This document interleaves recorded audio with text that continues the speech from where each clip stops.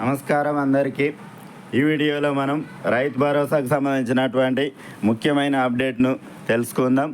ఇప్పుడే అందినటువంటి శుభవార్త. మంత్రి గారు రైతులకు శుభవార్త చెప్పడం జరిగింది. ఎన్నికల్లో ఇచ్చినటువంటి హామీ మేరకు రైతులందరికీ రుణమాఫీ చేసినటువంటి రేవంత్ రెడ్డి ప్రభుత్వం ఇక రైతు భరోసాపై ఫోకస్ చేసింది. నిజానికి రైతు భరోసా జూలై ఆగస్టు నెలలోనే ఇవ్వాల్సి ఉంది. అయితే రుణమాఫీ చేయడంతో ఇది ఆలస్యమైంది. రైతు బంధుకు బై బై చెప్పేశారని విపక్షాలు ఆరోపిస్తుండడంతో దసరాకు ముందే రైతు భరోసా కింద పెట్టుబడి సాయం అందించాలని తెలంగాణ ప్రభుత్వం నిర్ణయించింది. ఇందుకు అవసరమైనటువంటి నిధులను సిద్ధం చేసుకోవాలని ఆర్థిక శాఖను సీఎం రేవంత్ రెడ్డి ఆదేశించినట్లు సమాచారం. రైతు భరోసా పథకాన్ని దసరా నాడు ఈ దసరా కంటే ముందే రైతు భరోసా పథకాన్ని ప్రారంభించి రైతుల అకౌంట్లలో రైతు భరోసా నిధులను జమ చేయాలని కాంగ్రెస్ ప్రభుత్వం భావిస్తూ ఉంది. అయితే ఈ రైతు భరోసా పథకాన్ని జూలై ఆగస్టు నెలలోనే ఇవ్వాల్సి ఉంది.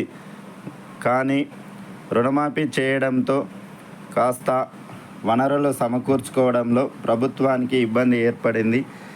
నిధుల సేకరణలో జాప్యం జరిగింది. కాబట్టి నిధులను రెడీ చేసుకొని రేవంత్ రెడ్డి సర్కారు దసరా కంటే ముందుగానే ఈ రైతు భరోసా నిధులను విడుదల చేసి రైతుల అకౌంట్లలో జమ చేసి దసరా పండుగను ఘనంగా జరుపుకోవాల్సిందిగా ప్రభుత్వం భావిస్తూ ఉంది. ఈసారి ఎకరానికి 7,500 రూపాయల చొప్పున పెట్టుబడి సాయం ఇవ్వనున్నారు. కొన్ని నిబంధనలతో పకడ్బందీగా రైతు భరోసాను అమలు చేయనున్నట్లు తెలుస్తుంది. ఇందుకు తగ్గట్టుగా రైతు భరోసా మార్గదర్శకాలను రిలీజ్ చేయనున్నారు. ఆ వెంటనే విడతల వారీగా రైతు భరోసా డబ్బులను నేరుగా రైతుల ఖాతాల్లో జమ చేయనుంది ప్రభుత్వం.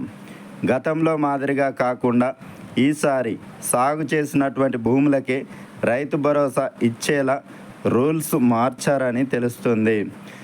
గత ప్రభుత్వం మాదిరిగా సాగు చేయనటువంటి భూములకు రైతు భరోసా పథకాన్ని అమలు చేయకుండా కేవలం సాగు చేసినటువంటి భూములకు మాత్రమే రైతు భరోసా నిధులను జమ చేయనుంది ప్రభుత్వం. గతంలో రైతు బంధు కింద రైతుకు ఎన్ని ఎకరాలు ఉంటే అన్ని ఎకరాలకి ఈ రైతు భరోసా నిధులను జమ చేసింది గత ప్రభుత్వం. కానీ ఈ కాంగ్రెస్ ప్రభుత్వం గతంలో మాదిరిగా ఇవ్వకుండా ఎన్ని ఎకరాలకు ఇస్తే బాగుంటుందని రైతుల నుంచి సలహాలు సూచనలు సేకరించడం జరిగింది. చాలామంది రైతులు 10 ఎకరాలలోపు ఉన్న రైతులకు మాత్రమే రైతు భరోసా ఇవ్వాలని వారి యొక్క అభిప్రాయాన్ని తెలపడం జరిగింది. అయితే గతంలో రైతు బంధు కింద రైతుకు ఎన్ని ఎకరాలు ఉంటే అన్ని ఎకరాలకు 5,000 రూపాయల చొప్పున సాయం చేయడం జరిగింది గత ప్రభుత్వం. అంటే సర్కారుపై 7,600 కోట్ల రూపాయల భారం పడేది. అంటే ఎకరాకు 7,500 రూపాయలు ఇస్తే ఈ భారం మరింత పెరగనుంది.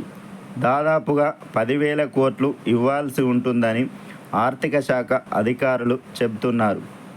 రేవంత్ ప్రభుత్వం మాత్రం బడ్జెట్లో పాత పద్ధతిలోనే 15,000 కోట్ల రూపాయలను కేటాయించింది. అయితే మారినటువంటి రూల్స్తో కొందరికి కోత పడుతున్నందున లెక్క సరిపోతుందనే అంచనాలో వ్యవసాయ శాఖ అధికారులు ఉన్నారు. రైతులు ఏ పంటలు వేశారో ఏఈఓలు ట్యాబ్లో నమోదు చేశారు. దాని ప్రకారమే రైతు భరోసా ఇవ్వనున్నారు. ఎవరైతే పంటలు సాగు చేస్తారో వారికి మాత్రమే ఈ రైతు భరోసాను అమలు చేయనుంది కాంగ్రెస్ ప్రభుత్వం. ఎవరైతే పంటలు వేయరో బీడు భూములకు మాత్రం రైతు భరోసా నిధులు ఇవ్వమని చెబుతుంది ప్రభుత్వం. కొండలు గుట్టలు రాళ్ళు రప్పలు వెంచర్లకు ఇట్లాంటి వారికి రైతు భరోసాను ఇవ్వనని చెప్పింది కాంగ్రెస్ ప్రభుత్వం. పంటలు పండనటువంటి రాళ్ళు రప్పలు, బీడు భూములు, గుట్టలు, హైవేలు, రోడ్లు, వెంచర్లకు, భూసేకరణ కింద పోయిన భూములకు గత బీఆర్ఎస్ ప్రభుత్వం వేల కోట్ల రూపాయల ప్రజాధనాన్ని వృధాగా చెల్లించినట్లు తేలింది. దీంతో పంట పెట్టుబడి సాయం పంపిణీ విధి విధానాల ఖరారుకు CM Revanth Reddy cabinet sub కమిటీని వేయడం జరిగింది. ఈ కమిటీ వివిధ జిల్లాల్లో పర్యటించి రైతుల నుంచి, రైతు సంఘాల నాయకుల నుంచి అభిప్రాయాలు సేకరించడం జరిగింది. ఇందుకు తగ్గట్టుగా రైతు భరోసాకు కొత్త మార్గదర్శకాలను రూపొందించింది cabinet sub committee.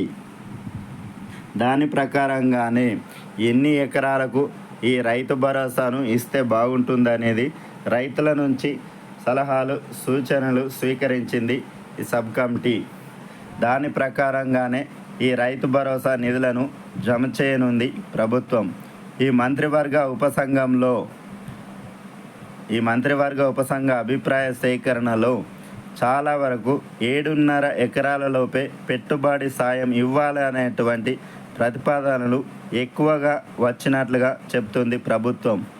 CM Revanth రెడ్డితో చర్చించాక కేబినెట్ భేటీలో మార్గదర్శకాలు ఫైనల్ చేయనుంది ప్రభుత్వం. ఈసారి వ్యవసాయేతర భూములకు ఎట్టి పరిస్థితుల్లోనూ రైతు భరోసా ఇవ్వకూడదని ప్రభుత్వం నిర్ణయించింది. ఇలా కనీసం 20 లక్షల ఎకరాలు తీసివేసే ఛాన్స్ ఉన్నట్లుగా తెలుస్తోంది.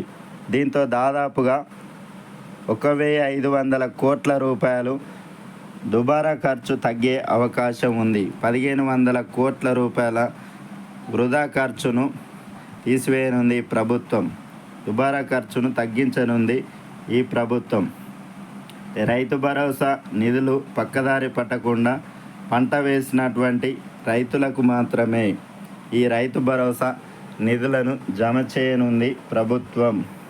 గత ప్రభుత్వం మాదిరిగా దుబారా ఖర్చును తగ్గించి రోడ్లు, వెంచర్లు, పంట పండించని రైతులకు ఈ రైతు భరోసా నిధులను జమ చేయమని చెబుతుంది ప్రభుత్వం. ఎట్టి పరిస్థితుల్లో పంట పండించే రైతులకు మాత్రమే ఈ రైతు భరోసా నిధులను జమ చేసి దసరా పండుగ నాటికి ఈ రైతు భరోసా నిధులను విడుదల చేస్తామని కాంగ్రెస్ ప్రభుత్వం చెబుతూ వస్తుంది. కాబట్టి రైతులు ఎవరూ అధైర్యపడకుండా దసరా నాటికి రైతు భరోసా నిధులను విడుదల చేస్తుంది. కాబట్టి సంతోషంగా దసరా పండుగను జరుపుకోవాల్సిందిగా ప్రభుత్వం భావిస్తూ ఉంది. Okay, thanks for watching. Please subscribe my channel. Thank you.